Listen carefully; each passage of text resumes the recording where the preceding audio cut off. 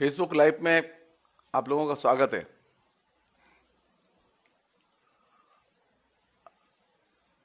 आज की बातचीत का हम लोगों ने विषय रखा है स्त्री साहित्य लेखन की समस्याएं। कई दिन से पॉलिटिक्स तो बहुत बात हो रही थी, तो मेरी नॉर्मली क्या है कि सप्ताह में 1 या 2 दिन साहित्य के और संस्कृति के सवालों में बात करने का मन करता है। आदत रही है मेरी बचपन से, इससे आदत रही है। और ये एक अजीब सी बात है कि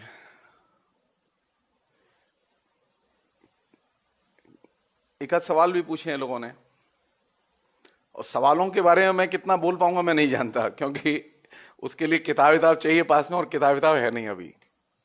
फिर भी कुछ चीजें ऐसी हैं जो कि मेरे जहन में जो आएंगी मैं शेयर करूंगा, और अगर आप लोग कोई चीज पूछेंगे तो मैं कोशिश करूंगा कि अगर मुझे लगेगा कि मैं उत्तर दे सकता हूं तो मैं आप लोगों का उत्तर भी दूंगा। और आप लोग जो जिस तरह से मेरा उत्साह बढ़ा रहे हैं और मेरा मन लगा रहे हैं, तो आप लोगों का तो शुक्रिया करना ही पड़ेगा मुझे। मैंने कुछ संकेत स्त्री साहित्य की प्रॉब्लम के आचार्य रामचंद्र शुक्ल पर जो मैंने अपनी बात रखी थी उसमें मैंने दिए थे। हम लोग जो हिंदी साहित्य का इतिहास पढ़ाते हैं, या बंगला के भी लोग हो सकते हैं, मराठी के भी लोग हो सकते हैं, उसमें और भी लोग हो सकते हैं, संस्कृत वाले भी हो सकते हैं, या नाटक वाले भी हो सकते हैं। हम लोग जो कलाओं का इतिहास पढ़ाते हैं, या साहित्य का इतिहास पढ़ाते हैं, या संस्कृति का इतिहास पढ़ाते हैं, तो उस इतिहास को पढ़ाते समय आमतौर पर स्त्री का लेखन उसमें से गायब रहा है। और ये अपने आप में एक बहुत बड़ी समस्या है। चूंकि मेरा संबंध हिंदी साहित्य के पठन पाठन से रहा है, और पठन पाठन के क्रम में मैंने अपने तरीके से स्त्री साहित्य को एक्सप्लोर किया है। मुझे कोई बना बनाया ढांचा नहीं मिला।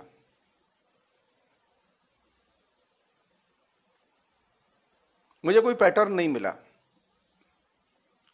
मैंने अपने तरीके से स्त्री साहित्य को खोजा, और जो ऐसे भी बन सका मुझसे मैंने उसे सजाया संवारा, और मैंने लोगों को पेश किया है। और वो पुस्तक भी है आप लोगों के बीच में, स्त्रीवादी साहित्य विमर्श।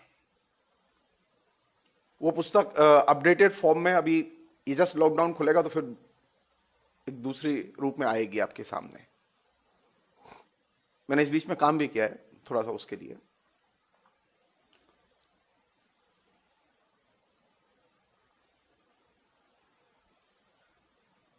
मेरी चिंता यह है कि साहित्य के इतिहास से, या ये राजनीति के इतिहास से, या संस्कृति के विमर्श से, या जीवन के विमर्श से स्त्री कैसे गायब हो गई।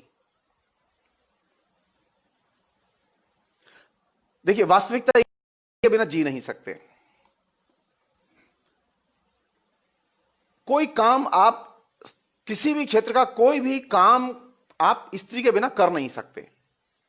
यह सच्चाई है। यह एक साधारण सी मोटी सी बात थी जिसने कि मुझे स्त्री का साहित्य खोजने के लिए और पढ़ने के लिए विवश किया। अंग्रेजी आलोचना की एक बहुत बड़ी आलोचिका हैं एलन शोवाल्टर। ये तो मैंने बाद में जब उनको पढ़ा तो मैंने जाना। एलन शोवाल्टर ने एक बहुत महत्वपूर्ण बात कही है कि स्त्री को और स्त्री के साहित्य को अगर जानना है तो सबसे पहली समस्या यह है कि स्त्री के साहित्य को खोजा जाए। इतिहास तो पीछे लिखा जाएगा। औरतें जो कुछ लिखती हैं, XYZ, कच्चा पक्का, परिष्कृत अपरिष्कृत, जैसा भी है, वो सब कुछ खोज जाए। मैंने अपने तरीके से यही काम किया।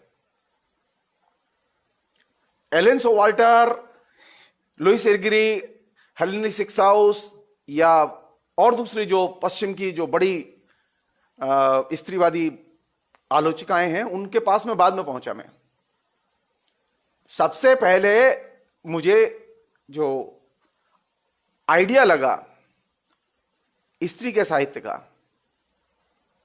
वो आइडिया मुझे इस बात से लगा कि स्त्रियां इतना जीवन में उलझी रहती हैं, इतना सब कुछ बनाती हैं, पैदा करती हैं, बच्चे पैदा करती हैं।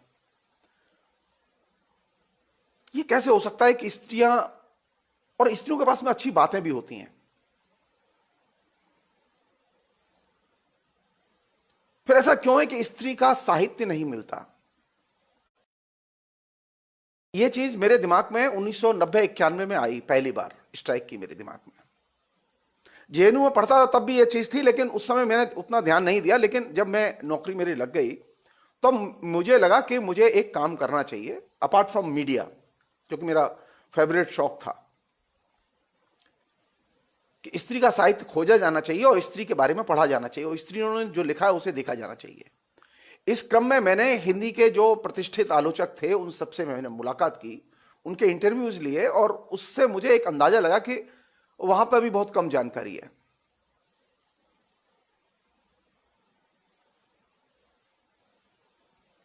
और यही वो जगह थी जहां से कि सिलसिला शुरू हुआ। मैं हिंदी साहित्य का इतिहास पढ़ाता था क्लास में, एमए की क्लास में। मुझे नीचे की दशाएं का अंदाजा नहीं है, क्योंकि मैंने कभी बीए में पढ़ाया नहीं, मैं बीए में पढ़ने नहीं गया कभी, तो मुझे अंदाजा नहीं है बीए की दशा क्या है। मैंने एमए में पढ़ाया या एमफिल में पढ़ाया या पीएचडी के विद्यार्थियों को पढ़ा, एमए और एमए के ऊपर की क्लासेस पढ़ाई सारी जिंदगी भर, तो मुझे वहां की दिक्कत का अंदाजा था। और क्लास में लड़कियां सबसे ज्यादा होती थी हिंदी में, तो साहित्य पढ़ने वाली लड़कियां सबसे ज्यादा, जीवन में सबसे ज्यादा काम करने वाली स्त्री उसकी संख्या सबसे ज्यादा, फिर साहित्य के इतिहास में स्त्री क्यों गायब है, यहां से मेरी चिंताएं शुरू हुई।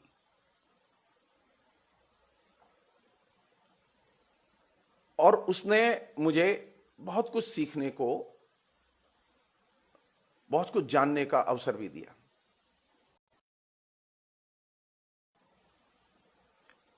मैं स्त्री के बारे में जितना पहले जानता था 1990-91 के पहले, 1990-91 के बाद में मुझे लगा कि मैं कुछ नहीं जानता था।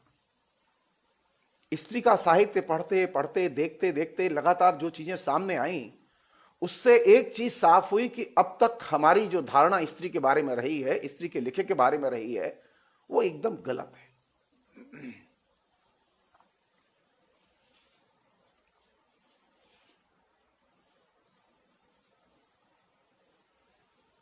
दिलचस्प बात यह है कि हिंदी में बड़े पैमाने पर स्त्री लेखिकाएं हैं, स्त्री का लेखन है और बहुत शानदार लेखन है। उसमें मैत्रेयी पुष्पा हैं, उसमें मृदुला गर्ग हैं, उसमें मन्नू भंडारी हैं, उसमें सुधा अरोड़ा हैं, उषा प्रेमवदा है, दर्जनों बड़ी लेखिकाएं हैं जिन्होंने बहुत लिखा है। उसमें ममता कालिया हैं, ढेरों नाम हैं। लेकिन स्त्री साहित्य का इतिहास नहीं है। स्त्री साहित्य के इतिहास और स्त्री साहित्य की आलोचना का मूल्यांकन का तरीका क्या हो, वो तरीका और वो पद्धति शास्त्र भी नहीं है।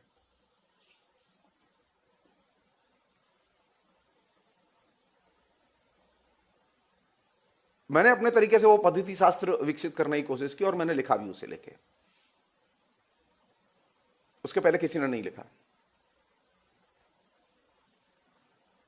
जिन लोगों ने लिखा वो स्त्री के पद्धति शास्त्र को नहीं जानते थे, वो स्त्री के साहित्य को तो जानते थे। वो कैसे लिखा जाए, स्त्री के बारे में कैसे सोचा जाए, वो नहीं जानते थे।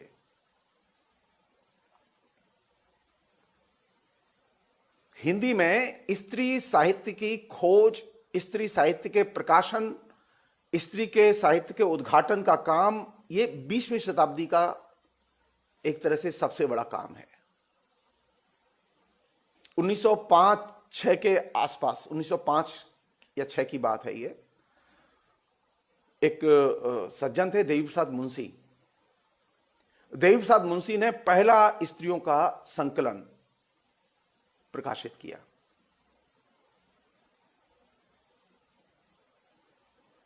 उसके पहले स्त्रियों का कोई कलेक्शन, स्त्रियों की रचनाओं का एक जगह कोई कलेक्शन नहीं मिलता।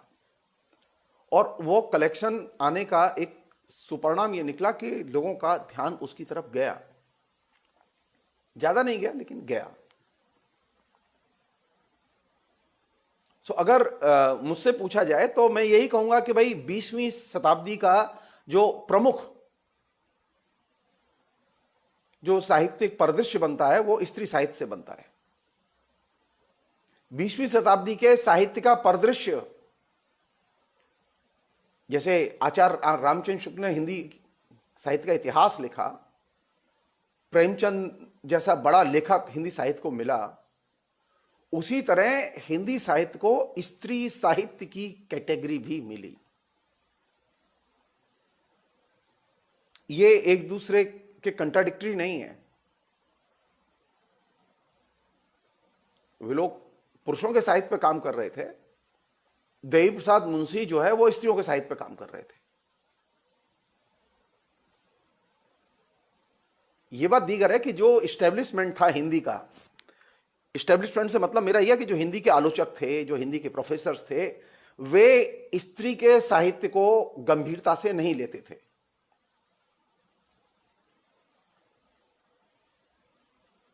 स्त्री के साहित्य को अभी भी हिंदी का एस्टेब्लिशमेंट गंभीरता से नहीं लेता।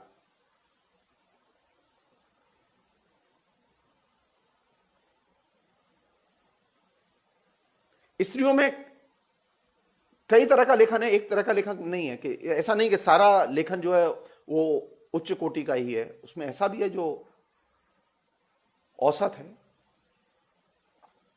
तो स्त्री के साहित्य पर बात करते समय स्त्री के साहित्य की जो पूरे साहित्य के इतिहास में भूमिका है उस पर बात करते समय जो सबसे बड़ी समस्या आती है वो ये कि क्या स्त्री साहित्य को, साहित्य की जो वर्तमान जो परिधि है, जो साहित्य की जो वर्तमान अवधारणा है, क्या उसके दायरे में समाहित किया जा सकता है। मेरी व्यक्तिगत राय है कि साहित्य की जो वर्तमान परिधि है और जो दायरा है उसमें स्त्री साहित्य को समाहित नहीं किया जा सकता, क्योंकि साहित्य की जो कॉन्सेप्ट है, साहित्य के अंदर जो साहित्य के आंदोलन चलते रहे हैं, साहित्य का इतिहास की जिस इतिहास दृष्टि के आधार पर साहित्य के इतिहास का निर्माण हुआ है,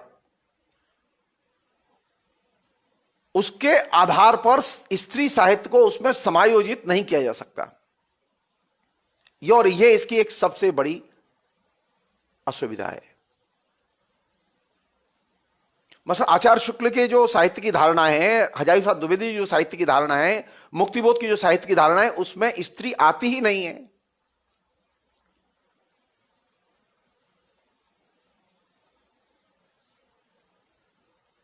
मैं आप लोगों को बोर नहीं करूंगा इसको लेके, क्योंकि यह एक अपने आप में एक बहुत ही विचित्र और मुश्किल की जगह है। सरस प्रश्न यह हो सकता है जो हम सबके इंटरेस्ट का है कि आखिर स्त्री के साहित्य में ऐसा क्या है।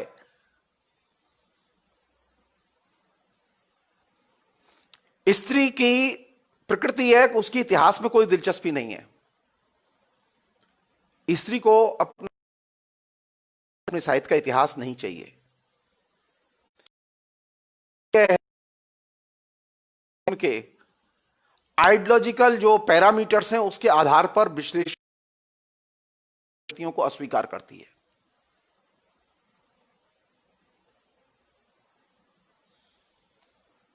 स्त्री की अपनी प्रकृति यह है कि वह दर्शन के दायरे में शामिल नहीं होती।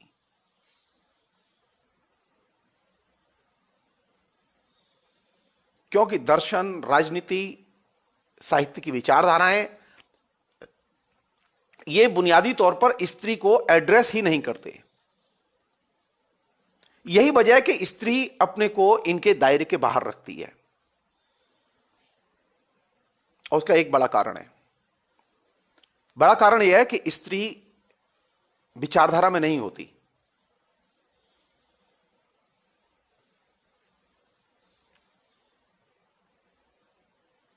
स्त्री किसी भी आंदोलन में भी नहीं होती।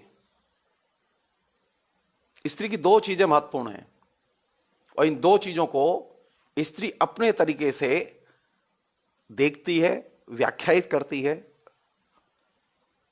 और प्रस्तुत करती है। उसमें उसकी पहली चीज है उसकी अनुभूति और दूसरी चीज है उसका शरीर। स्त्री का मानना है कि उसकी अनुभूति सिर्फ उसकी है और उसका शरीर सिर्फ उसका है।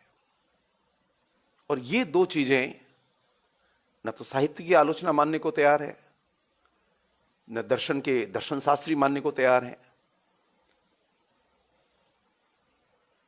और न साहित्य की जितनी उपलब्ध धारणाएं हैं वे मानने को तैयार हैं। साहित्य की अब तक पिछले 2000 वर्ष में जितनी भी धारणाएं बनी हैं वे अनुभूति को आधार नहीं बनाती। इसलिए स्त्री को साहित्य की कैटेगरी में शामिल नहीं कर सकते और यही वजह है कि हमें एक अलग से कैटेगरी बनानी पड़ी जिसे हम लोग स्त्री साहित्य कहते हैं।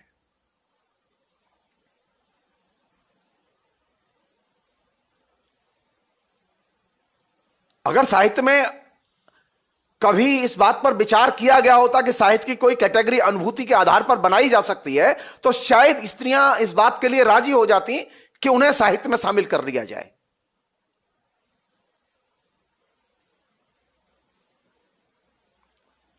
स्त्री के प्रति हमारा रवैया क्या रहा है अभी तक, जीवन में क्या रहा है अभी तक?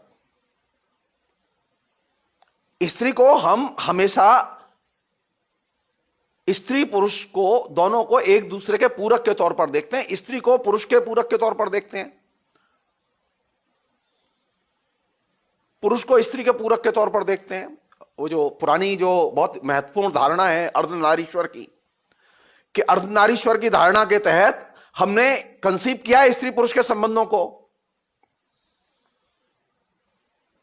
तो ये जो अर्धनारीश्वर की धारणा जो इनिशियली आई कि स्त्री पुरुष क्या है, ये जो संसार रूपी गाड़ी है इसके दो पहिए हैं। अगर इस संसार में आपको जीवन जीना है तो ये स्त्री पुरुष उसके दो पहिए हैं। ये तुलना ही एसेंशियली स्त्री नहीं मानती, क्योंकि इन दोनों ही धारणाओं में स्त्री की स्वायत्तता, स्त्री की निजता, उसका निषेध है।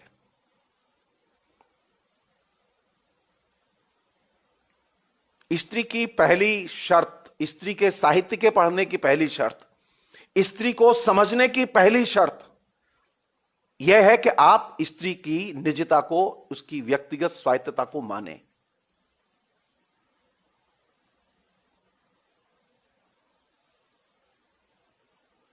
हम स्त्री की निजता और स्वायत्तता को जब तक नहीं मानेंगे, वो अच्छी हो, बुरी हो, काली हो, खुतरी हो, भेड़ी हो, लूली हो, लंगड़ी हो, जैसी भी हो, लेकिन मेरे लिए वो उसकी एक निजता है और स्वायत्तता है, मैं उसका सम्मान करूं। अब तक का जितना शास्त्र लिखा गया है, जिस शास्त्र के आधार पर सारा साहित्यिक विमर्श तैयार हुआ है पिछले 2000 साल में, आप संस्कृत साहित्य उठाइए, संस्कृत साहित्य में जिसे हम लोग नवरस कहते हैं, नवरसों में रचनाएं किस विषय पर लिखी गई? अधिकतर रचनाएं सिर्फ एक ही रस पर लिखी गई, वो है श्रृंगार रस। आप याद कीजिए उस घटना को जिसका कि भरत अपने नाट्यशास्त्र में वर्णन करते हैं। मेरे ख्याल में 8वां या 9वां श्लोक है भरत के नाट्यशास्त्र का। उसमें वो कहते हैं कि एक नाटक का परफॉर्मेंस थी, मंचन था, संभवतः समुद्र मंथन नाम था उस नाटक का। और उस परफॉर्मेंस के दौरान हुआ यह कि ऑडियंस जो है एकदम वायलेंट हो गई और ऑडियंस ने बिल्कुल जो रंगकर्मी थे, जो नाटक खेल रहे थे, उनको मारना पीटना शुरू कर दिया और पूरा मंच विध्वंस कर दिया। और मंच विध्वंस के बाद में कंट्रोल में ही नहीं आया जनता, बहुत गुस्से में जनता। अंत में इंद्र ने हस्तक्षेप किया और ब्रह्मास्त्र से जनता को मारा। लेकिन जनता कंट्रोल में नहीं। जनता की एक ही मांग, नाट्यकर्मियों से, नाटक के लेखकों से एक ही मांग कि ये जो देव दानव संघर्ष पर जो नाटक तुम लोग बार बार दिखाते हो, इसमें दानव हारते हैं और देवता जीतते हैं। हम इस तरह के नाटक देखते देखते बोर हो चुके हैं और ये अब सहन नहीं होगा। सो बेहतर यह है कि पैटर्न बदलो। भरत नाट्यशास्त्र लिखते समय यह वायदा करते हैं, कि आज से नाटक सिर्फ देव दानव संघर्ष पर नहीं लिखे जाएंगे। भरत के नाट्यशास्त्र को लिखे जाने के पहले तक यही एक विशेष एरिया था जिस पर नाटक लिखे जाते थे। भरत ये वायदा करते हैं और इस वायदा को करते समय वे ये प्रतिज्ञा लेते हैं कि आज से दुनिया के किसी भी विषय पर नाटक लिखे जा सकते हैं और लिखे त्रैलोक्य के सभी विषयों पर नाटक लिखे जाएंगे, ये मैं आश्वासन देता हूं। और यह आश्वासन बाकायदा जब ऑडियंस को दिया जाता है तो ऑडियंस नाटक खेलने की अनुमति देती है। अच्छा, ये देवदानव संघर्ष में औरत कहीं नहीं आती। देवदानव संघर्ष के जितने नाटक हैं उनमें औरत चरित्र गायब है।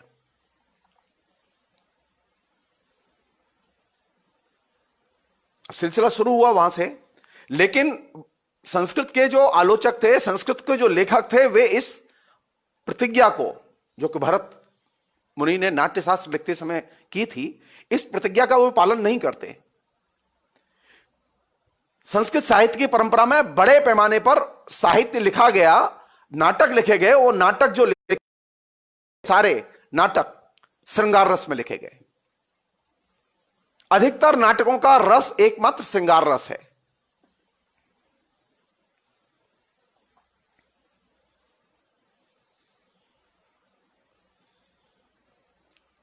अब यह समस्या आई हमारे सामने कि अगर हम यह नाटक श्रृंगार रस पर लिखेंगे तो क्या इसके दर्शक होंगे? यह भी प्रश्न उठा कि स्त्रियों ने जो नाटक लिखे वो कहां गए, कैसे वो नाटक गायब हो गए। मसलन हम सब लोग जानते हैं इस बात को कि कालिदास की पत्नी बहुत बड़ी विदुषी थी, लेकिन उसकी रचनाएं नहीं मिलती। तुलसीदास की पत्नी बहुत बड़ी विदुषी थी, बहुत बड़ी कवित्री थी, रत्नावली, लेकिन उसकी रचनाएं मिलती हैं, लेकिन उस पर चर्चा नहीं मिलती। आचार्य बृहस्पति की दोनों पत्नियां विदुषी थीं, लेकिन उनकी रचनाएं नहीं मिलती।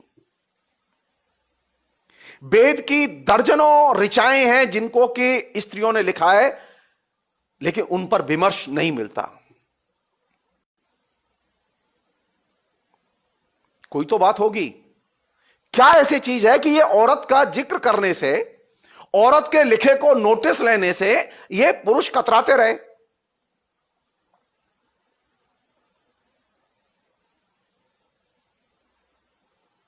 आप सोचिए, आप यहां से देखिए कि सिद्धों और नाथों के साहित्य में, सिद्धों और नाथों की परंपरा थी, उस परंपरा में करीब 80 से ज्यादा योगनियां थीं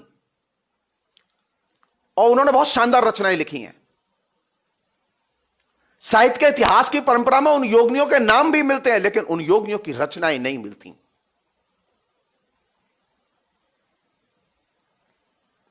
पुरुषों की रचनाएं मिलती हैं, किंतु योगनियों की रचनाएं अभी तक नहीं मिलती। क्यों? क्या वजह है? ऐसा क्या घट रहा है कि स्त्री की रचनाएं गायब हो रही?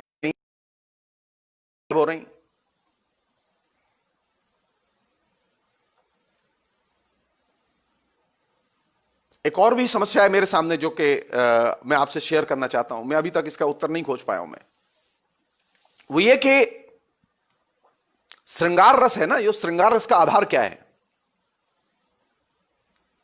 श्रृंगार रस के जो नाटक लिखे गए, श्रृंगार रस में जो तमाम किस्म के काव्य लिखे गए, महाकाव्य लिखे गए,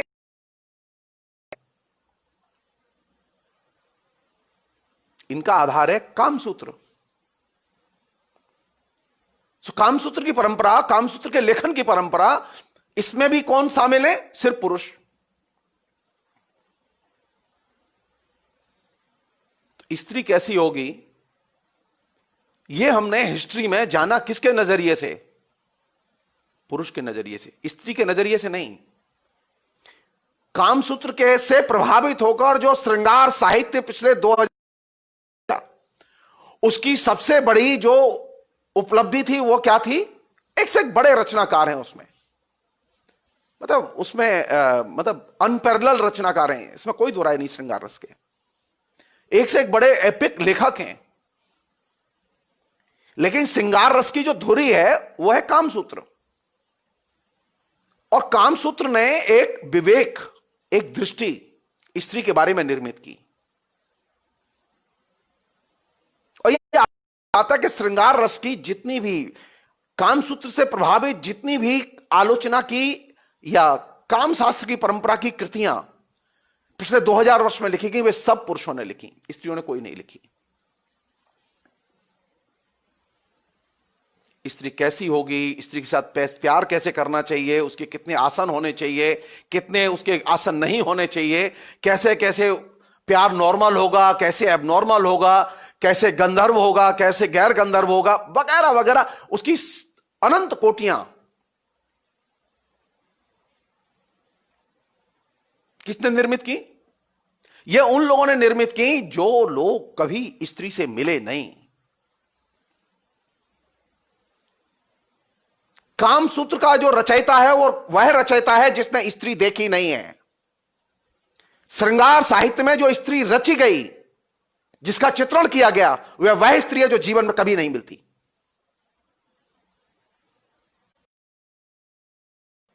हमारे यहां जो सबसे क्लासिकल रचनाएं, सबसे महत्वपूर्ण रचनाएं मानी जाती हैं, ये वे रचनाएं जहां स्त्री का वह चित्रण है जो स्त्री कभी उपलब्ध नहीं होती।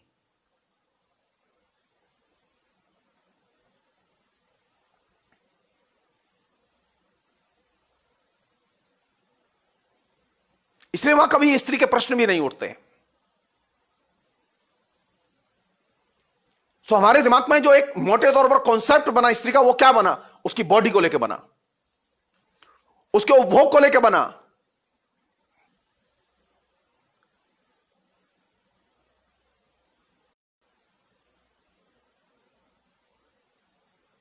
उसकी अनुभूतियों को लेके, उसके मन को लेके, उसकी भावनाओं को लेके, उसकी संवेदनाओं को लेके हमने कभी लिखा ही नहीं। इस श्रृंगार रस में स्त्री जब भी दाखिल होती है तो शरीर के तौर पर दाखिल होती है, भाव भंगिमाओं के साथ दाखिल होती है और एक उपभोग के एंगल से दाखिल होती है। तो हमारी जो पूरी की पूरी मनोदशा निर्मित हुई है स्त्री के बारे में, वो क्या निर्मित हुई है? स्त्री की कौन सी भूमिका है? स्त्री की भूमिका वही है जो उसके शरीर से जुड़ी हुई है। वो चाहे वो बर्तन बासन मांजे, चाहे वो बिस्तर बिछाए या बिस्तर पर सोए। स्त्री का मन, स्त्री की अनुभूतियां, वो हमारे विमर्श का कभी हिस्सा रही। हमने लाख दावे किए, हमने लाख देवियों के चरित्रों का निर्माण किया पूरे ट्रेडिशन में। आप दुर्गा सप्तशती उठाइए, आप ललिता सहस्त्रनाम उठाइए, आप जितने स्त्रियों के नाम पर रचे गए जो चरित्र हैं उनके सहस्त्रनाम और उनके पाठ उठाइए, कहीं पर भी स्त्री की अनुभूति नहीं मिलेगी आपको।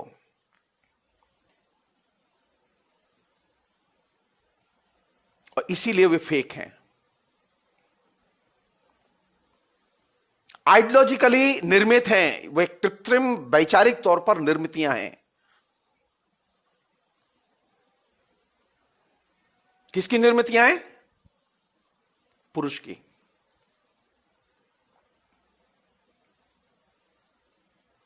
मैं नहीं समझता, मैं इस बात को मानने के लिए तैयार नहीं हूं कि आज से 1500 साल पहले, 700 साल पहले, 800 साल पहले स्त्री के दिमाग में जो चरित्र रहा होगा वो ये रहा होगा कि वो अपने को माता महाकाली बना दे।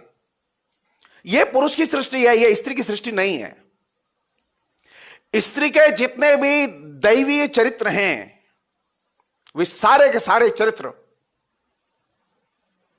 वैचारिक निर्मितियां हैं और वे पुरुष की सृष्टि हैं, वे स्त्री की सृष्टि नहीं है।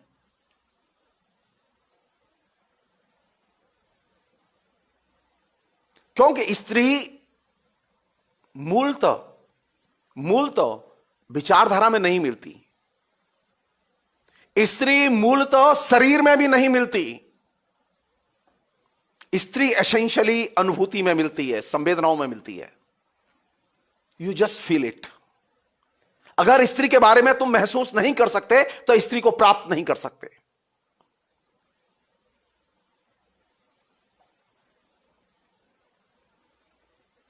तो स्त्री सिर्फ देह नहीं है, देह तो उसे बनाया गया, और देह जब बनाया गया तो उसमें उसके दिमाग में यह चीज उतारी गई कि सिर्फ देह ही तेरी महत्वपूर्ण चीज है, शरीर ही तेरी एकमात्र वास्तविकता यह है कि स्त्री की शरीर सबसे बड़ी उपलब्धि नहीं है। और यह लड़ाई का सबसे बड़ा एरिया है।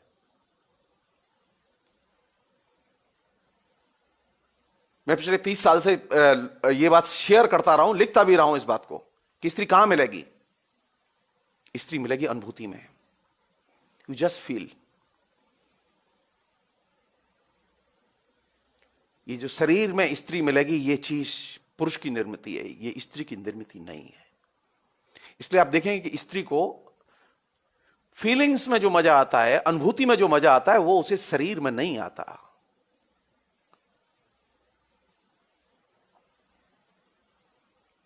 तो साहित्य के इतिहास में अनुभूति न प्राचीन काल में आती है केंद्र में, न मध्यकाल में आती है केंद्र में, और न आधुनिक काल में आती है केंद्र में। तो साहित्य की अवधारणा में हम स्त्री के साहित्य को शामिल कैसे करें, स्त्री को शामिल कैसे करें?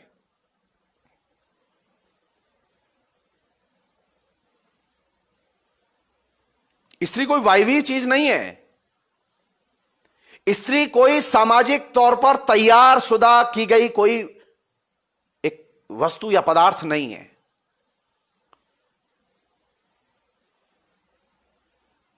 स्त्री हम बनाते हैं, हमारे मन में होती है, वो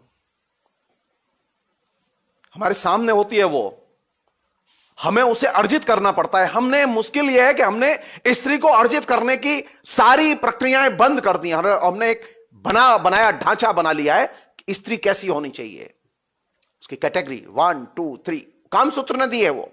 वो कामसूत्र से परंपरा शुरू हुई है कि अच्छी स्त्री कैसी होनी चाहिए, उसकी नाक कैसी होनी चाहिए, उसका गाल कैसे होने चाहिए, आंख कैसी होनी चाहिए, वगैरह वगैरह, उसका पूरा नक्सिक वर्णन।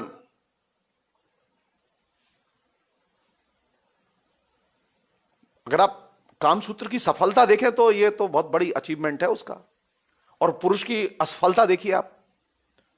पुरुष उस स्त्री को ही स्त्री मानता है जो स्त्री अच्छी स्त्री निर्धारित की है।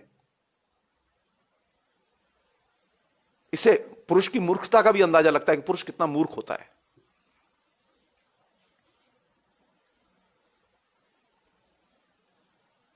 कहां मिलेगी स्त्री? स्त्री से बात करते समय कौन सी चीज महत्वपूर्ण होनी चाहिए? स्त्री का साहित्य पढ़ते समय कौन सी चीज, जो चीज साहित्य के लिए महत्वपूर्ण है वही चीज जीवन के लिए भी महत्वपूर्ण है। ऐसा नहीं है कि साहित्य में तो अनुभूति महत्वपूर्ण है लेकिन जीवन में अनुभूति महत्वपूर्ण नहीं है। जीवन में भी अनुभूति महत्वपूर्ण है। अगर स्त्री की अनुभूति का सम्मान किया जाए, उसकी रेस्पेक्ट की जाए, उसे बाकायदा जगह दी जाए, तो आप तय मानिए स्त्री बहुत सम्मान करेगी आपका। आपने क्या किया है कि आपने स्त्री की अनुभूति को तवज्जो देनी ही बंद कर। हो सकता है उसकी बात गलत हो, उसकी फीलिंग गलत हो सकता है, तब भी उसकी रेस्पेक्ट की जानी चाहिए। उसकी फीलिंग राइट है या रॉन्ग है, यह निर्णय लेने का अधिकार सिर्फ उसी को है, हम कोई नहीं होते। तो स्त्री की ताकत, स्त्री की पहचान कहां से तय होगी? स्त्री की ताकत, उसकी पहचान तय होगी उसकी अनुभूतियों से। जब तक आप उसकी अनुभूतियों को फील नहीं करेंगे, रिकॉग्नाइज, अभी तो हम रिकॉग्नाइज ही नहीं करते। सम्मान तो पीछे दीजिएगा, आप विश्लेषण तो उसके बाद कीजिएगा। पहली शर्त है कि स्त्री की अनुभूतियों को आप स्वीकृति दें।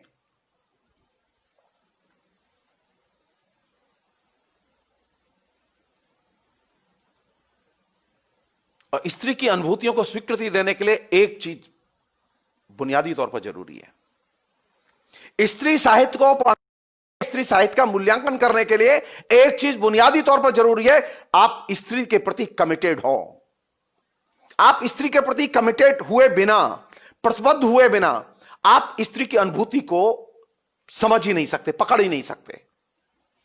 जो लोग ये कहते हैं कि नहीं के प्रति प्रतिबद्ध हैं, हम उदारतावाद के लिए प्रतिबद्ध हैं, हम भारत के लिए प्रतिबद्ध हैं, लेकिन स्त्री के लिए प्रतिबद्ध नहीं है, आप तय मान लीजिए स्त्री आपकी समझ में नहीं आएगी।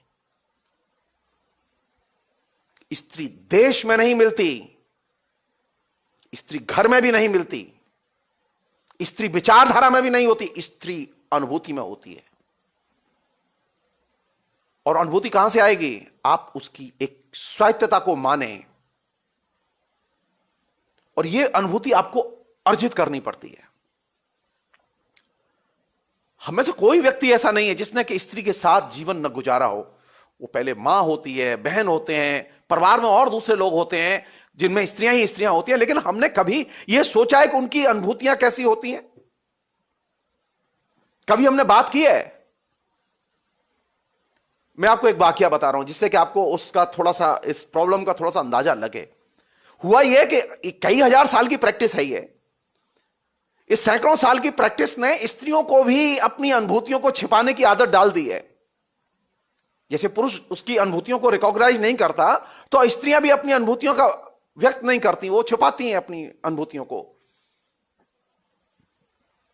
और ये मान के छिपाती हैं कि कौन सुनेगा, कौन देखेगा, कोई तो फील नहीं करता, क्या जरूरत है बताने की। बहुत पहले की घटना बता रहा हूं मैं, जेएनयू जाने के पहले की। एक स्त्री जो हमारे पड़ोस में रहती थी, बहुत बिंदास महिला थी, तो उसने एक दिन कहा, अरे बेटा शादी कर ले तू अपनी। तो मैंने कहा कि अरे चाची कैसे शादी कर लूं? कोई ऐसी लड़की हो जिससे पढ़ी लिखी हो, जिससे बात बात हुई हो, तब तो शादी वादी कर लूं। तो उसने कहा ये क्या बात हुई, पढ़ी लिखी लड़की हो, बात हो गई हो। बोले मेरी तो शादी हुई, मैंने 16 साल तक बात ही नहीं की अपने पति से। शादी के बाद 16 साल तक बात नहीं की, और देख कैसे कर रही है। अब वो उसने मुझे बहुत तेज झटका दिया उसके इस डायलॉग ने, मैं कभी भूला नहीं उसे। तब मुझे लगा कि यार कितना भयावह है ये, मतलब फैमिली रिलेशन है जिसमें कि हम आत्मीयता से रहते हैं, इसमें स्त्री अपने मन को एकदम मार देती है। वह अपने परिवार में अपनी अनुभूतियों को व्यक्त नहीं करती, कभी वो जानती ही नहीं है उसकी अपनी निजी अनुभूतियां क्या होती हैं।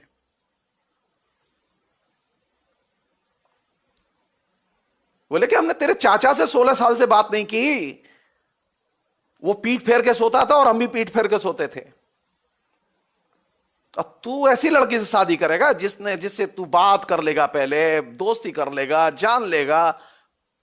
अब मेरे पास तो तर्क नहीं था उसके उत्तर देने के लिए उस समय, मैं सिर्फ मुस्कुरा के रह गया। लेकिन एक सबक मुझे मिला कि ये जो परिवार में जो लोग होते हैं हमारे, जो कि दो अलग अलग जेंडर के लोग होते हैं, वहां कभी हम लोग मन की उन परतों को खोलते ही नहीं है जहां स्त्री रहती है, कभी जानते ही नहीं है।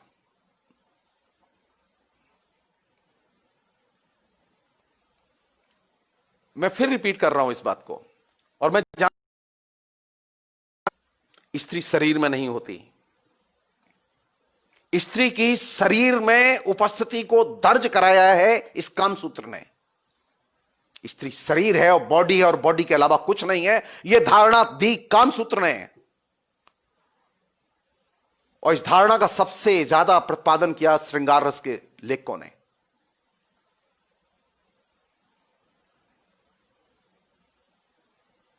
और ये परंपरा चली आ रही है, बड़ी लंबी परंपरा ये चली आ रही है, और इसने हमारे बहुत सारे चिंतन को बनाया है। तो पहला जो मतलब जो प्रश्न जो है हमारे सामने विचार के लिए, वो यही है कि स्त्री साहित्य को हमें अलग से देखना, कैटेगरी में रख के उसे नहीं देख सकते। अगर साहित्य की कैटेगरी में रख देंगे तो साहित्य उल्टा पुल्टा हो जाएगा।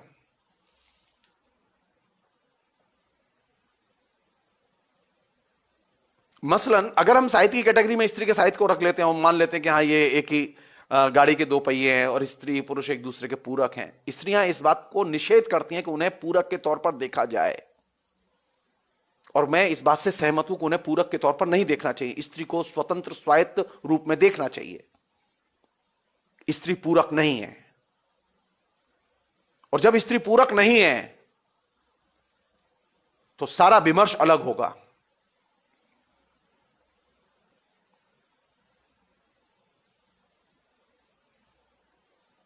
स्त्री साहित्य में इस बात पर बहुत लिखा है, दुनिया के सभी बड़ी अच्छी लेखिकाओं ने इस पर लिखा है, हिंदी में भी लिखा है लोगों ने, उसकी भी चर्चा हम कभी कर लेंगे थोड़ा सा। लेकिन पहले जो प्रॉब्लम है वो प्रॉब्लम समझें। प्रॉब्लम यह है कि साहित्य की जो कैटेगरी है, उस कैटेगरी में क्या स्त्री के साहित्य को शामिल कर सकते हैं? ये मेरी अपनी धारणा है कि उसे साहित्य में शामिल नहीं कर सकते। अगर आप शामिल कर लेंगे तो साहित्य का इतिहास, साहित्य का ढांचा, साहित्य के वर्गीकरण वे नहीं रहेंगे जो अभी हैं, वो सब उलट जाएंगे। मसलन आचार्य रामचंद्र शुक्ल ने जो हिंदी साहित्य के इतिहास का ढांचा बनाया, उसमें उन्होंने दो कैटेगरी बनाई साहित्य के इतिहास के वर्गीकरण के लिए। उन्होंने कहा कि जिस प्रवृत्ति की रचनाएं ज्यादा मिले उस प्रवृत्ति का नामकरण कर लिया जाए, और जिस तरह की लोगों की रचनाएं मिले तो रचनाओं की संख्या के आधार पर प्रवृत्ति के नामकरण पर उन्होंने जोड़ दिया।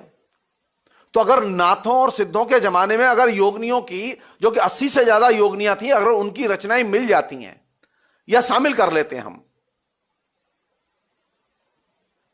क्या करेंगे हम? साहित्य का वो प्राचीन काल का ढांचा बचेगा? नहीं बचेगा। नाथ और सिद्ध बचेंगे,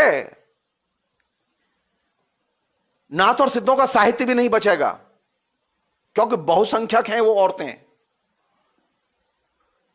यहां तक कि बौद्धों के संप्रदाय में भी जो स्त्रियां दीक्षित होकर बौद्ध बनी, उनकी रचनाएं भी बौद्ध पुरुषों से ज्यादा हैं।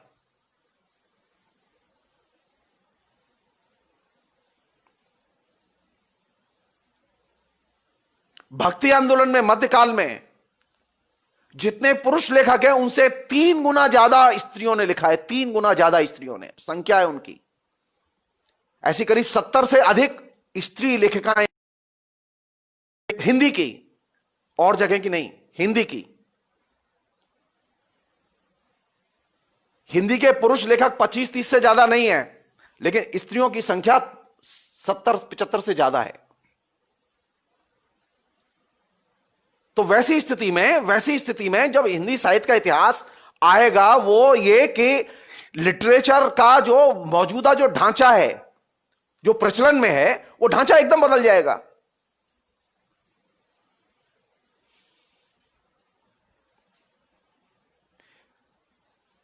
अजय मोरकर जो कह रहे हैं, नहीं, स्त्री के इंक्लूजन की बात नहीं है, स्त्री को एक इंडिपेंडेंट तौर पर देखने की समस्या है। हमें स्त्री को स्वायत्त तौर पर देखना चाहिए। उसने जो लिखा है, रचा है, उसकी स्वायत्त तौर पर परंपरा को ट्रेस करना चाहिए। स्त्री जो है वो पुरुष के लेखन का एक समानांतर हिस्सा नहीं है, वो एक अलग धारा है पुरुषों के लेखन की, स्त्रियों के लेखन की अलग धारा है, उसका दायरा अलग है, उसके प्रश्न अलग है, उसकी आइडियोलॉजिकल कंस्ट्रक्शन अलग है उसका।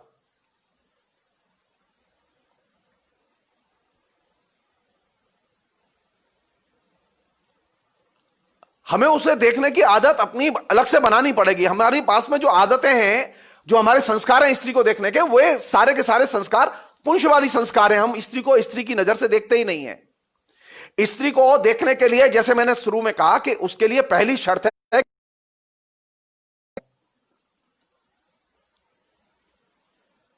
सेकंड चीज, स्त्री के प्रति कमिटेड होने के बाद आपका काम शुरू होता है, आप उसकी अनुभूति को माने। वहां ये विवेक मत लगाइए अपना कि ये अनुभूति सही है या गलत है, रैशनल है या इरेशनल है। स्त्री की जितनी भी अनुभूतियां हैं, एक्स वाई जेड जो भी हैं, वो अपनी जगह ठीक हैं, वो तय करे वो।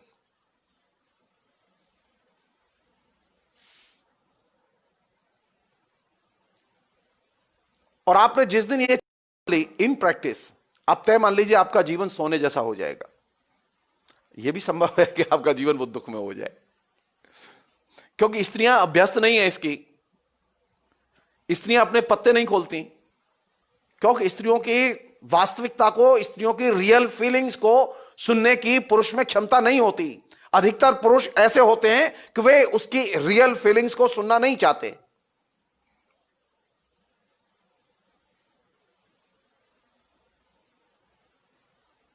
तो आमतौर पर स्त्रियां अपनी रियल फीलिंग को छिपाती हैं, वो बताती नहीं हैं।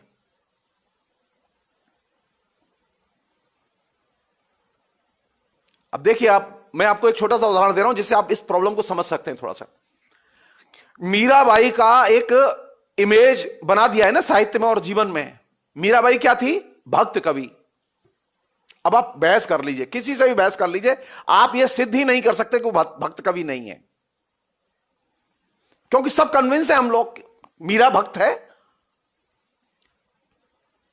मीरा कृष्ण की भक्त है, वो कृष्णाश्रयी शाखा में आती है।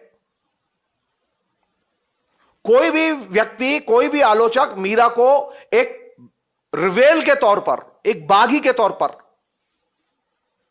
एक प्रतिवादी के तौर पर देखने के लिए तैयार नहीं है कि मीरा भक्त नहीं है। भक्ति उसका एक आवरण है ऊपर का, वो भक्त नहीं है। जैसे तुलसीदास भक्त हैं, मीरा भक्त नहीं है, क्योंकि मीरा ने हर लेवल पर समाज की बहुत सारी कुरीतियों का, समाज के बहुत सारे आदेशों का उसने उल्लंघन किया है, उसने अस्वीकार किया है उनको।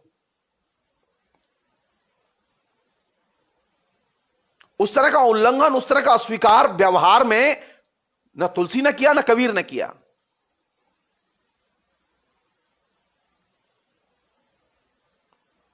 मुझे अभी इस समय नाम याद नहीं आ रहा है, रांगे राघव ने एक उपन्यास लिखा है कबीर की पत्नी के ऊपर।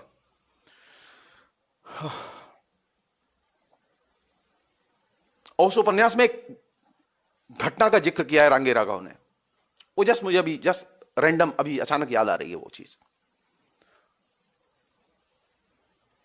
कोई व्यक्ति कबीर के घर आया, तो कबीर के यहां एज यूजुअली कुछ था नहीं खाने के लिए, सम्मान करने के लिए, स्वागत करने के लिए।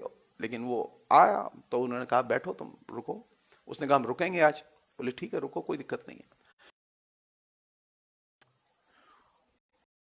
कबीर की पत्नी ने तय किया, वो बाहर गई और बाहर जो एक दुकानदार था उससे उसने सामान मांगा।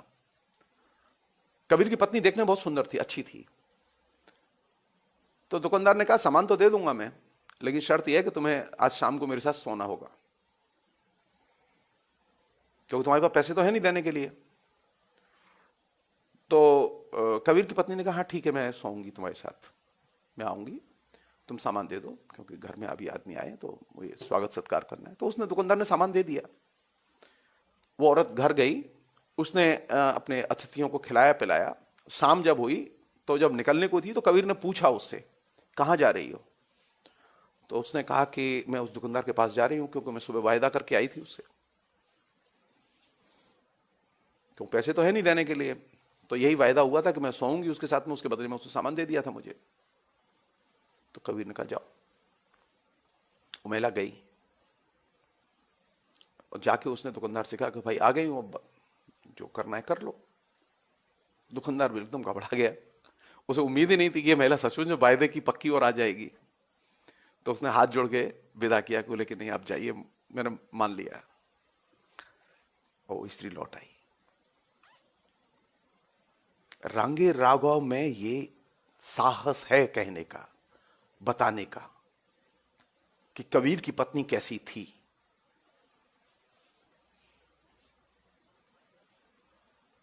लेकिन हिंदी के तमाम आलोचकों में ये साहस नहीं है। वो कबीर पर ग्रंथ लिख रहे हैं, एक से एक बड़े ग्रंथ, महत्वपूर्ण किताबें लिखी हैं कबीर पर, लेकिन वो कबीर की पत्नी के बारे में नहीं बताते।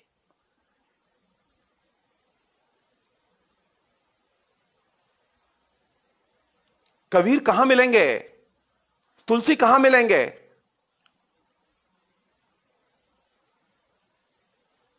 तुलसी के लिखने के पहले, तुलसी की कविता लिखने के पहले, तुलसी की पत्नी जो रत्नावली थी वो कविताएं लिखती थी। उसकी 750 कविताएं हैं और उसकी कविताओं में तुलसी से ज्यादा विकसित दृष्टिकोण है, ज्यादा समझदार दृष्टिकोण है, और तुलसी ने उससे सीखा है। एक छोटा सा नमूना बता रहा हूं मैं आपको, उसे आप उस पूरे इतिहास को और उस दौर को और भविष्य को समझ सकते हैं कि तुलसी के बाद का अभी तक का जो भविष्य है उसे कैसे आया, कंसीव किया उस औरत ने। तुलसी की स्त्री जिस समय कविताएं लिख रही थी उस समय बहुपत्नी प्रथा थी। तुलसी की पत्नी की खूबी यह थी, उसने तमाम ऐसी रचनाएं लिखी हैं, कविताएं लिखी हैं। मेरे पास अभी है नहीं साहित्य, नहीं तो मैं आपको शेयर करता। मैं चाहता हूं कि आप लोग पढ़ें, रत्नावली की रचनाएं हैं, वो मुरलीधर चतुर्वेदी ने उसे संपादित किया है। वो पुस्तक कहीं लाइब्रेरी में मिल जाएगी आपको। तो रत्नावली ने कविताएं लिखी हैं किस पे जानती हो? करवा चौथ पर। अब मेरा दिमाग बड़ा ठनका कि यार पर क्यों रचना लिखी है इसने। अब मैंने उसे स्त्री की नजर से देखना शुरू किया। अब आप सोचिए, आज से 500 साल पहले करवा चौथ के व्रत के ऊपर वो कविता लिख रही है, और किस दृष्टि से कविता लिख रही है? वो कविता लिख रही है इस दृष्टि से कि मेरा पति की और पति की सिर्फ एक पत्नी है, यानी एक निष्ठ पति पत्नी उसके कंसेप्शन का हिस्सा है। एकल परिवार ये उसके कंसेप्शन का हिस्सा है। तुलसी जी ने जब रामचरितमानस लिखा तो रामचरितमानस के लिए जो उन्होंने प्लॉट चुना पूरा का पूरा, रामचरितमानस में दो परिवार हैं, एक दशरथ का परिवार है और एक राम का परिवार है। कहानी दशरथ के परिवार से शुरू होती है, लेकिन तुलसी की सारी सहानुभूति राम के परिवार के साथ है, दशरथ के परिवार के साथ नहीं है। और दशरथ का परिवार कैसा है? 3 बीवियां, बच्चे और भी लोग हैं वगैरह वगैरह। और राम का परिवार कैसा है? पति पत्नी और बच्चे, एकल परिवार। 500 साल पहले जो लेखक, जिसकी पत्नी सबसे पहले करवा चौथ पर कविताएं लिखती है और वो एकल परिवार की कामना करती है कविता में, यह उसका फ्यूचर का भविष्य है। वो स्त्री के लिए चाहती है कि स्त्री के लिए सुंदर भविष्य कौन सा होगा? जब एकल परिवार होगा, एक निष्ठता होगी, ये बहुपत्नी प्रथा और बहुपति प्रथा नहीं होगी।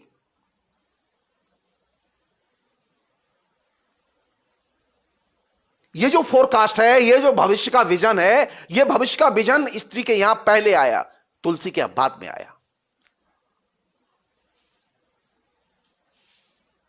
लेकिन आप तो रत्नावली के लेखे को लिखा ही नहीं मानते, तो आप बताएंगे कैसे? आप बताएंगे कैसे? आपको राजा राममोहन राय जो सती प्रथा का विरोध करते हैं वो सबसे बड़े भारत के नायक लगते हैं, लेकिन मीरा स्वयं सती होने से मना करती है, लेकिन वो आपको महानायिका नहीं लगती। मीरा से कहा गया था कि तुम्हें सती होना होगा अपने पति के साथ, मीरा ने मना किया, वो सती नहीं हुई, उसे घर से निकाल दिया गया। उसने घर से निकल जाना बेहतर समझा, लेकिन सती नहीं हुई। तो सती प्रथा का सबसे पहला जो रिवेल है, जिसने ऑफिशियली अपना विरोध दर्ज किया, ऑन द रिकॉर्ड है ये। तो सती प्रथा का जब विमर्श तैयार होगा, वो कहां से तैयार होगा? वो राजा राममोहन राय से शुरू होगा या मीरा से शुरू होगा?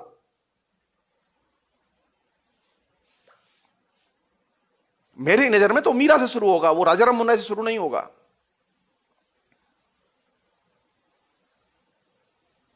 मीरा पहली स्त्री है जो कहती है कि मैं सती नहीं बनूंगी। वो सती नहीं होती। अब आप उसे रिवेल मानेंगे कि नहीं मानेंगे? आप उसे क्रांतिकारी मानेंगे कि नहीं मानेंगे? आपने उसे भक्त बना के छोड़ दिया है, आपने उसे कृष्ण की दासी बना के छोड़ दिया है। वो समाज की नायिका हो सकती थी, वो गौरव हो सकती थी, लेकिन आपने पूजा की चीज बना दिया है उसे। इसे कहते हैं मेल शॉविनिज्म।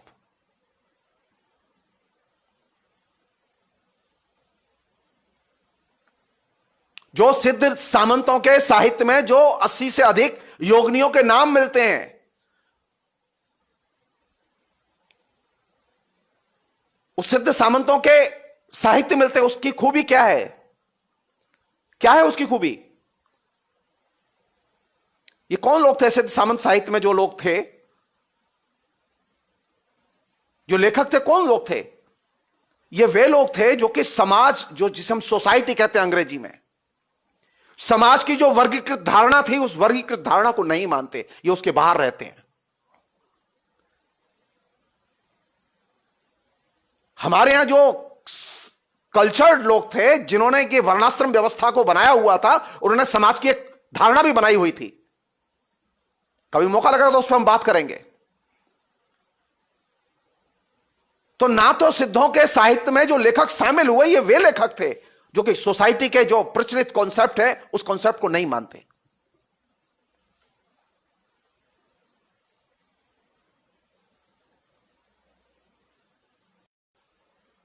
उसके संस्कार नहीं मानते, उसके रीति रिवाज नहीं मानते, उसकी तमाम आदतों को नहीं मानते। तो उनके लिए समाज में कहीं जगह नहीं थी, एक ही जगह बची थी। वे ज्यादातर कहां रहते थे लोग? वे सब श्मशान पर रहते थे, क्योंकि समाज से बहिष्कृत थे।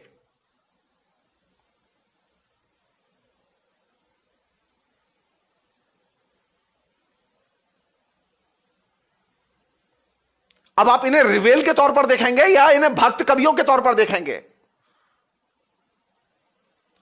जो लेखक लेखिकाएं समाज की प्रचलित धारणाओं को अस्वीकार करती हैं,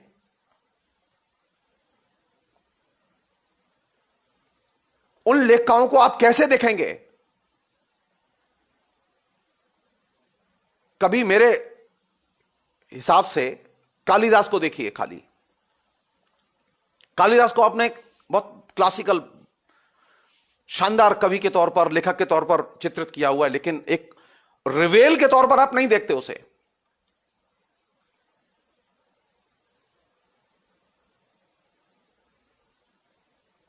आप कुमार संभव पढ़िए, आप जाइए कुमार संभव में।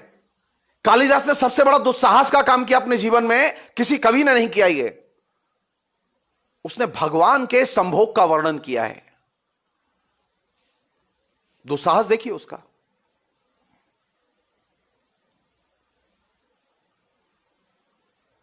कुमार संभव 8वें सर्ग के बाद कालिदास लिख नहीं पाए। फिर उसके बाद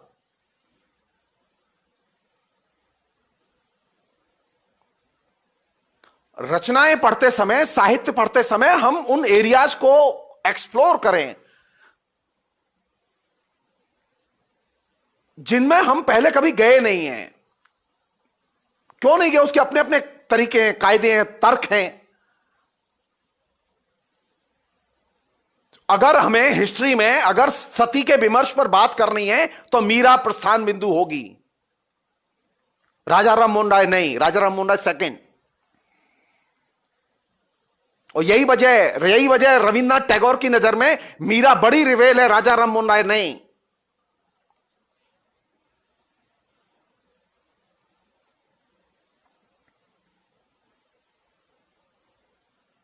अरे आप सोचिए, आप यहां से देखिए कि वह पहली स्त्री है जो स्त्रियों के लिए सार्वजनिक स्पेस, पब्लिक स्पेस खोजती है, बनाती है।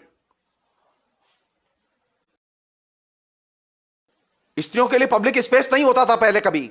मध्यकाल में मीरा पहले यह काम करती है कि वो पब्लिक स्पेस में जाती है और वो सबके सामने नाचती है। उसका एकमात्र अपराध था ये, जिसे लोग पसंद नहीं करते थे।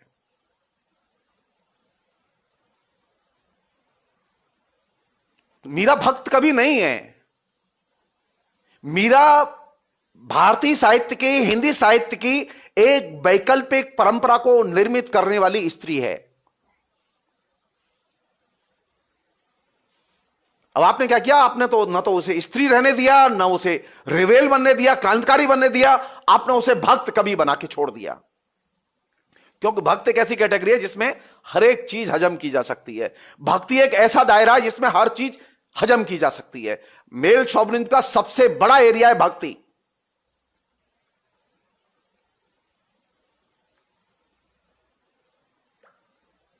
भक्ति को अगर चुनौती आप नहीं देंगे तो आप मध्यकाल के साहित्य को आप पढ़ नहीं सकते।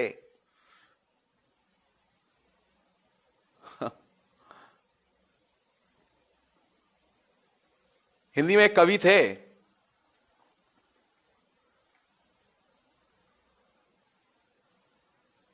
ऐसी औरतें थीं साहित्य में, मैंने अपनी किताब में लिखा भी है उनके बारे में, थोड़ा लिखा है, ज्यादा नहीं लिख पाया क्योंकि मेरे पास अभी समय नहीं था उस समय, अभी कभी मौका लगेगा तो डिटेल्स में आएंगी चीजें।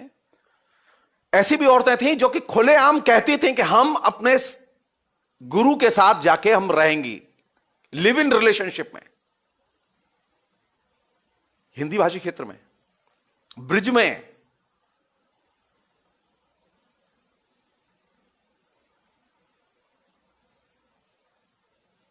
स्त्री कहां मिलेगी? भक्ति में मिलेगी या भक्ति के बाहर मिलेगी?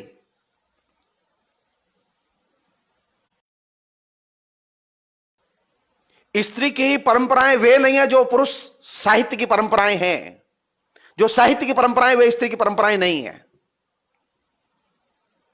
स्त्री के संस्कार वे नहीं है जो कि हमें समाज ने बताए हैं। स्त्री के संस्कार हमने कभी उन्हें अलग से डिकोड करने की, जानने की, समझने की, लिपिबद्ध करने की कोशिश ही नहीं की।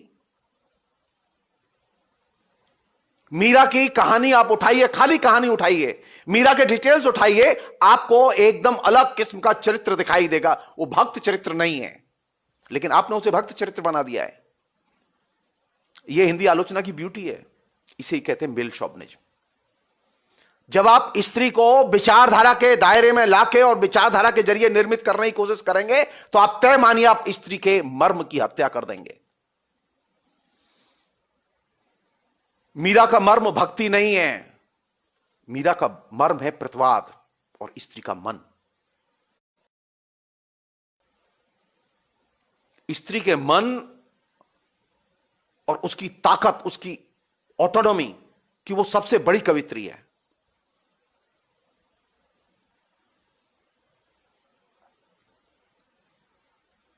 लेकिन आप करते क्या है कि आपने भक्ति में, क्योंकि अब आप बार बार ये कह रहे हैं कि स्त्री पुरुष का भेद नहीं होता, भगवान सबको समान रूप से, ये तमाम जितनी भी कैटेगरीज हैं ये स्त्री को सबऑर्डिनेट बनाने वाली कैटेगरीज हैं।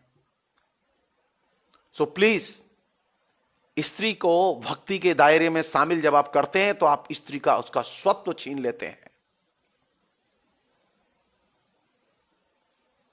उसकी जेंडर ऑटोनॉमी को आप खत्म कर देते हैं। स्त्री भक्ति में शामिल नहीं हो सकती।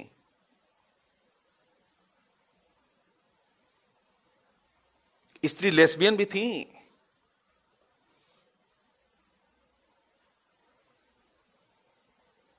स्त्रियों में एक अच्छा खासा तबका था जो कि लेस्बियन धारणाओं को मानता था। स्त्री स्त्री को प्यार करती है इसे मानता था। सखी संप्रदाय तो बाकायदा एक संप्रदाय ही था साहित्य में, लेकिन आपने क्या किया, उसे भी भक्ति में लगा दिया। हमारे यहां भक्ति एक ऐसा है जिसमें कि जो कहीं शामिल ना हो उसे भक्ति में डाल दो।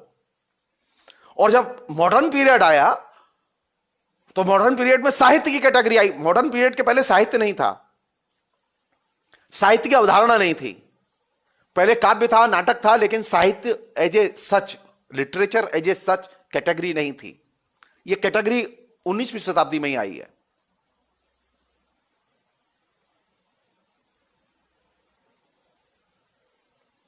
तो अब आपने क्या किया कि इसे साहित्य का हिस्सा बना दिया। साहित्य का हिस्सा बनाएंगे तब भी स्त्री समझ में नहीं आएगी, वो फिर वैसा ही गल्लूगारा होगा जैसा कि आपने भक्ति में किया है।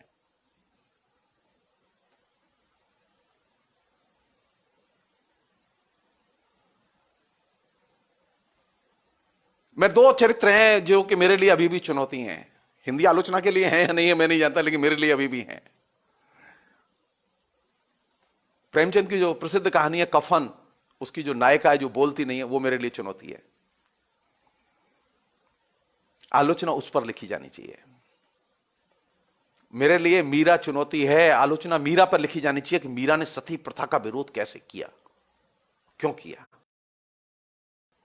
मीरा लगातार वे सारे काम क्यों करती रही जो कि उसकी परंपरा, उसके परिवार, उसके दायरे के बाहर ले जाते थे उसे।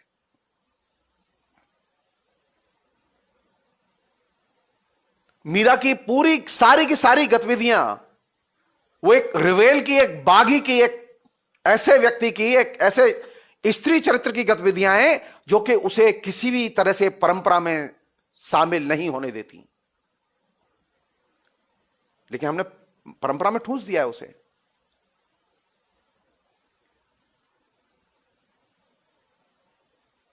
मीरा की तरह ही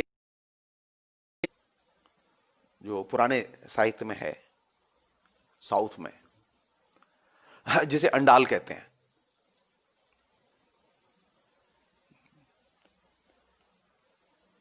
अंडाल जो है वो बहुत ही जिसे कहें कि मीरा ने जिस तरह से अपने प्रेम को व्यक्त किया है, अंडाल ने भी अपने प्रेम को व्यक्त किया और बहुत ही जिसे कहें कामुक ढंग से व्यक्त किया है कृष्ण के प्रति अपने प्रेम को। और साउथ के लोग कितने अच्छे लोग हैं आप समझ सकते हैं आप। अंडाल की प्रतिमाएं अभी भी, अब वहां पर मैं इस बार गया तो तिरुपति और उसके आसपास के इलाके को घूम रहे थे हम लोग, तो मंदिरों में मैं जाता हूं, मुझे अच्छा लगता है। तो एक मंदिर में बाकायदा अंडाल की प्रतिमा कृष्ण की प्रतिमा के साथ बैठी हुई मिली। अब मैं तो बिल्कुल एकदम फ्लैट कि उन्होंने कृष्ण की पत्नी के तौर पर, और वो कम से कम 700 साल पुराना मंदिर,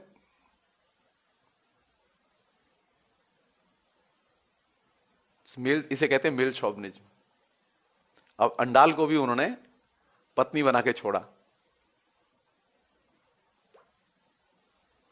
नॉर्थ इंडिया वाले कम से कम उन्होंने क्या किया कि उन्होंने कृष्ण की पत्नी नहीं बनाया मीरा को। अगर मीरा साउथ में हाथ लग गई होती तो मीरा को भी कृष्ण की पत्नी बना के वो मंदिर में बैठा देते कहीं। इन्होंने भक्त बना के छोड़ दिया। अंडाल जब कृष्ण से के बारे में लिखती है, कृष्ण के बारे में अपने प्रेम को, कामुक भावों को व्यक्त करती है, तो वो एक प्रेमिका की तरह करती है। आपको क्या परेशानी है इसको सुनने में और समझने में और स्वीकार करने में कि एक स्त्री अपने भावों को, एक कामुक भावों को भी व्यक्त कर सकती है? आप उसे हमेशा अपहृत क्यों करना चाहते हैं? आप उसे सबऑर्डिनेट क्यों बनाना चाहते हैं? वो सबऑर्डिनेट थी नहीं, वो कृष्ण की दासी नहीं थी, वो कृष्ण की प्रेमिका थी और वो अपनी ऑटोनॉमी रखती थी। वो कृष्ण को अपनी शर्तों पर प्यार किया है उसने अपनी कविताओं में।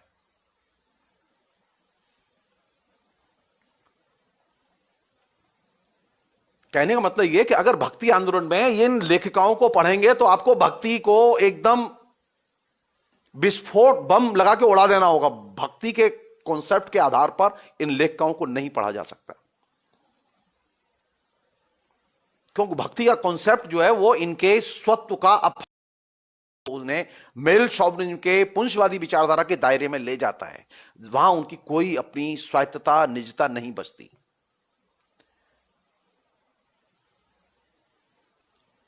बल्कि यह कहना ज्यादा ठीक होगा कि स्त्री जो गुम हुई, उसकी जो पहचान गई, उसकी जो स्वायत्तता को हमने अस्वीकार करना शुरू किया, उसमें भक्ति आंदोलन की रचनाओं की और रचनाकारों की बहुत बड़ी भूमिका थी।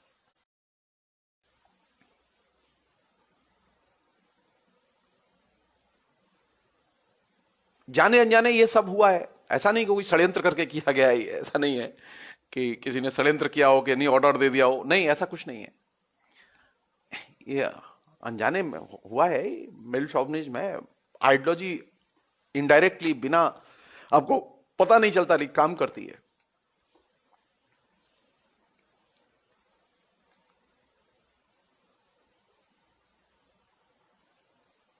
यह प्रश्न उठता रहा है कि जब आप रामायण पर बात करें, आप पुराने लेखकों पर बात करें, तो उन लोगों पर ज्यादा बात की जानी चाहिए जिनको कभी चर्चा में रखा नहीं गया है, और खासतौर पर उन नायिकाओं के बारे में बात की जानी चाहिए जिन पर कभी बात नहीं हुई है।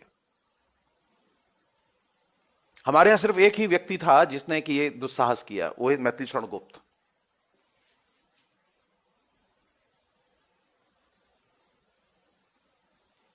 मुझे अभी जस्ट किताब का नाम याद नहीं आ रहा, एक प्रसंग याद आ रहा है, मैं प्रसंग शेयर कर रहा हूं आपसे, आप लोग खोज लेंगे अपने तरीके से।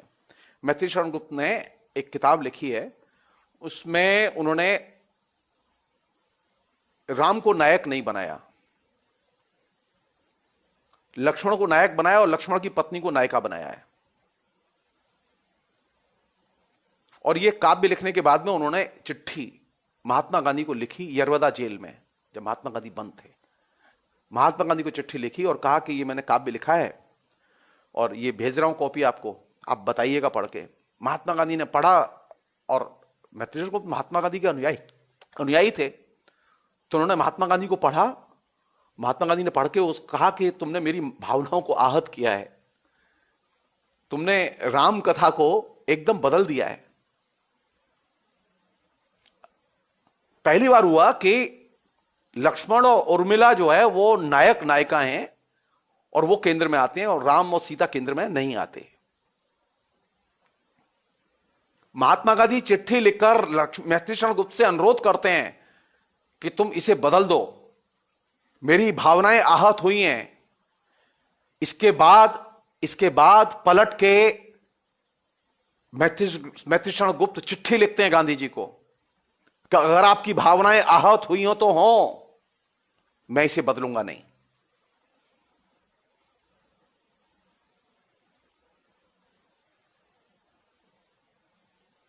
एकमात्र हमारे यहां मैत्रेय गुप्त ने जो साहस किया कि जो एपिक कैरेक्टर्स थे और जो हायरार्की तय हुई थी, जो कथानक का पैटर्न तय हुआ था, उसको वो अपने तरीके से बदल देते हैं। और उससे कौन आहत होता है? महात्मा गांधी। लेकिन मैत्रेय गुप्त महात्मा गांधी के अनुयायी होते हुए भी महात्मा गांधी की बात नहीं मानते।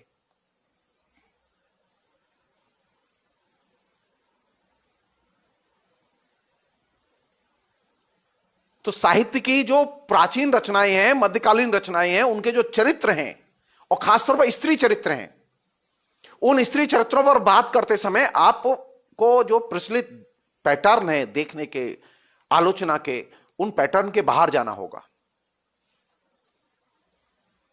हां, वो गांधी की चिट्ठी आर्काइव में है, वो सब वो डिटेल्स में अवेलेबल है बीएम प्रसाद जी, वो सारी चीजें हैं। वो कहीं अगर मुझे वो लेख मैंने लिखा भी था, मुझे यस याद नहीं आ रहा, वो अभी बातचीत में अभी स्पॉन्टेनियसली वो चीज आ रही है, तो मैंने वो लिखा, वो लेख मैंने उद्धृत भी किया उनका पूरा, वो पत्राचार उद्धृत किया मैंने। मेरी एक पुस्तक है, उसमें वो पूरा निबंध है मैत्रेय गुप्त वाला। मैं जो चीज शेयर करना चाहता हूं वो ये कि लेखक को स्त्री कहां मिलेगी और स्त्री गुम कैसे हुई, ये सबसे बड़ी चुनौती है। स्त्री गुम हुई भक्ति के कारण और भक्ति साहित्य के कारण। स्त्री की पहचान गुम हुई भक्ति साहित्य के कारण। आप भक्ति के आवरण को मध्यकालीन साहित्य में से हटा दीजिए, वो मुखौटा है उसका, आपको स्त्री दिखाई देगी। आप कृष्ण भक्ति का आवरण जो मीरा के ऊपर है उसे हटा दीजिए, आप मीरा अलग दिखाई देगी।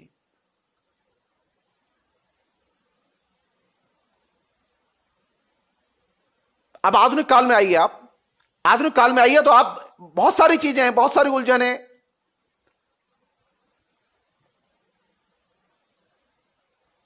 आधुनिक काल में हमने क्या किया?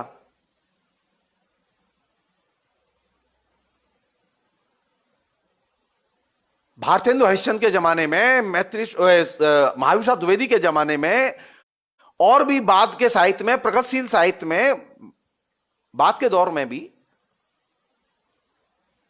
हमने स्त्री के लिखे को महत्व नहीं दिया।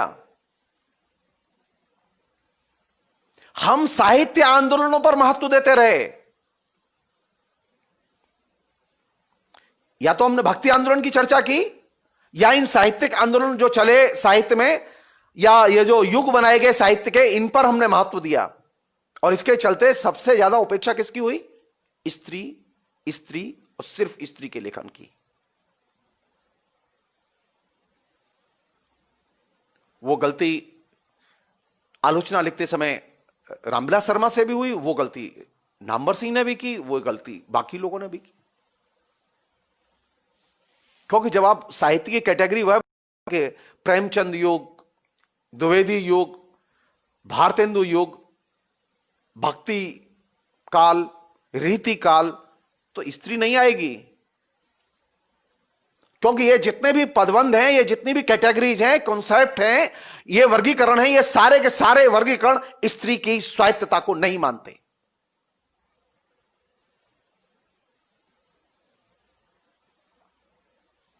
कामसूत्र और कामसूत्र के आधार पर लिखी गई सारी रचनाएं वे स्त्री की स्वायत्तता को नहीं मानती, वे पुंसवादी दृष्टिकोण से रची गई रचनाएं हैं। आपको आश्चर्य नहीं लगता कि औरतों ने बहुत कुछ लिखा है हिंदुस्तान में, लेकिन कामसूत्र नहीं लिखा। किसी भी स्त्री ने कामसूत्र नहीं लिखा, जबकि हिंदुस्तान में कामसूत्र पर लिखने की लंबी परंपरा रही है। और ये अजीब सी बात है कि जो स्त्रियों का लेखन मिलता है उसमें स्त्रियों ने श्रृंगार रस पर केंद्रित तकरीबन नहीं लिखा। कहीं कोई फुटकल रचनाएं हैं, लेकिन ज्यादातर लेखकों ने इस श्रृंगार साहित्य को, श्रृंगार रस को अपना एक लक्ष्य अभिव्यक्ति का नहीं बनाया।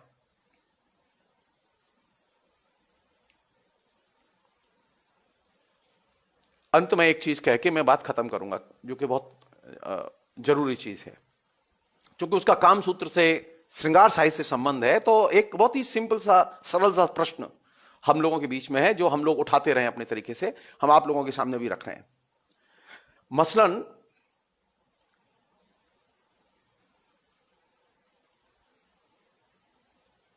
सुंदर किसे कहें?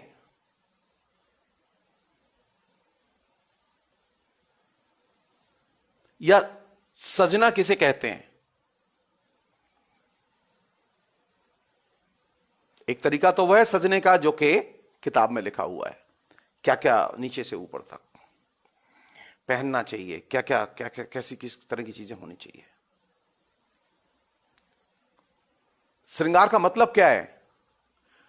श्रृंगार का मतलब, अगर जैसा कि पढ़ाया गया और जैसा मैं अब पढ़ाना चाहता हूं, एक तो वह है जो श्रृंगार का मतलब है, जिसमें कि नक्सिक वर्णन और नक्सिक एकदम सजाने का तरीका है।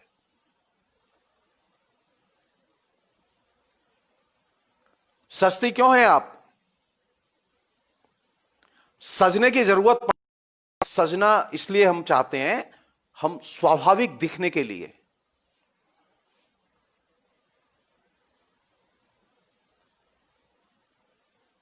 श्रृंगार का मतलब क्या है? आप स्वाभाविक दिखें। मसलन अगर आप मेरी क्लास करने आई और क्लास करते आते समय आपने एक 10,000 रुपए की बहुत महंगी साड़ी पहनी हुई है और अच्छे जेवर पहने हुए हैं, तो वो अच्छा नहीं लगेगा, वो स्वाभाविक नहीं है। या फिर आप शादी में गई और शादी में आप क्लास की ड्रेस में चली गई, तो वो भी स्वाभाविक नहीं है। सस्ते किस लिए हैं? स्वाभाविक दिखने के लिए।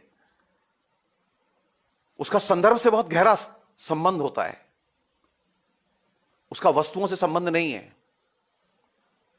क्लास की ड्रेस अलग होगी, शादी की क्लास की ड्रेस में शादी की ड्रेस में नहीं जा सकते।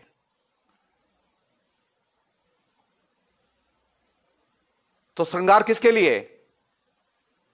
सजने के लिए या स्वाभाविक दिखने के लिए? श्रृंगार का अर्थ है स्वाभाविक दिखना। इस सामान्य सी चीज को हम भूल गए और हमने उसे तमाम किस्म के आडंबर और ऊपरी चीजों से लाद दिया। और यही वह जगह है जहां से एक स्त्री गायब हुई। स्त्री कहां मिलेगी? स्वाभाविक तौर पर, नेचुरली जब आप देखेंगे उसे तो स्त्री दिखाई देगी। और कहां मिलेगी? अनुभूति में, शरीर में नहीं। इसलिए जब स्त्री पर बात करें, स्त्री के साहित्य पर बात करें, तो उसको उसके इस दो आवरण है उसके ऊपर, बड़े आवरण है, एक श्रृंगार का और एक भक्ति का, इन दोनों आवरण के बाहर ले जाना होगा उसे।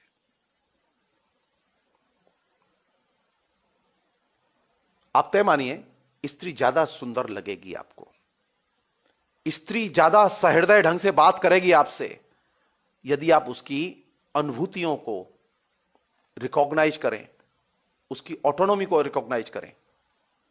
साहित्य श्रृंगार और भक्ति के आवरण में स्त्री की ऑटोनॉमी को, स्त्री की आइडेंटिटी को अस्वीकार करता रहा है। और यही वह जगह है जहां पर के लगातार अंतर्विरोध पैदा हुए हैं। यही वह जगह है जहां पर के हम स्त्री को एकदम लगातार खोते चले गए हैं। अब हमारे हाथ में स्त्री नहीं है, अब हमारे हाथ में स्त्री नहीं है, स्त्री हमारे हाथ से जा चुकी है। इसलिए हमें स्त्री की कोई फीलिंग भी नहीं होती। हम स्त्री की अलग से कोई फीलिंग होती है इसे जानते भी नहीं है। हम सिर्फ अपनी फीलिंग जानते हैं। हमारी फीलिंग पुरुष की फीलिंग है, वो स्त्री की फीलिंग नहीं है।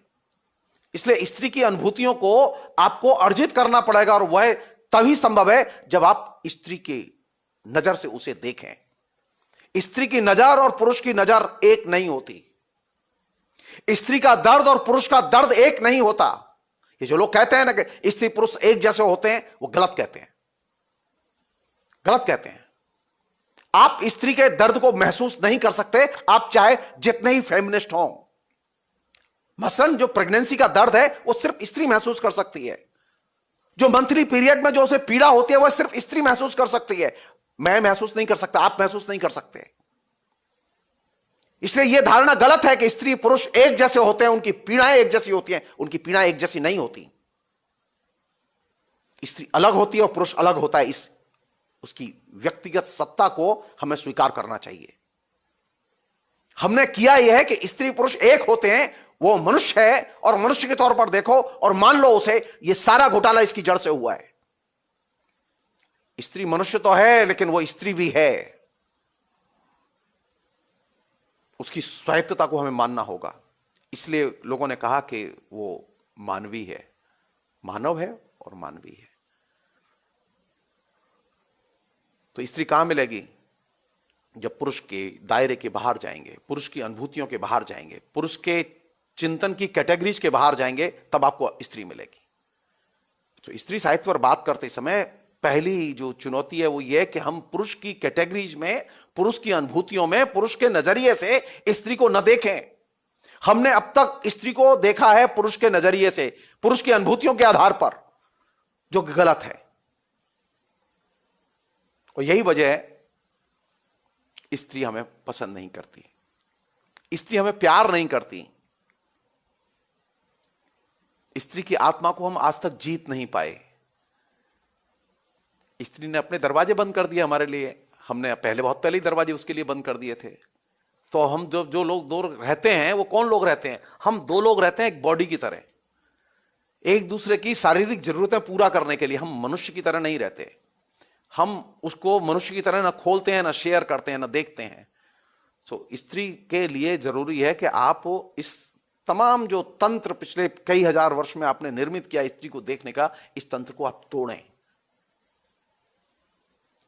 और स्त्री को स्वाभाविक तौर पर देखें, अर्जित करें और उसकी अनुभूतियों की स्वायत्तता को मानें। कोई तर्क नहीं होगा वहां, कोई तर्क नहीं होगा वहां। हम जो तर्क करते रहते हैं वह स्त्री को सबसे ज्यादा होती है तर्क से। इसलिए स्त्री की अनुभूति ही उसके प्यार का सबसे बड़ा तोहफा है। फिलहाल इतना ही। बहुत बहुत शुक्रिया। Thank you.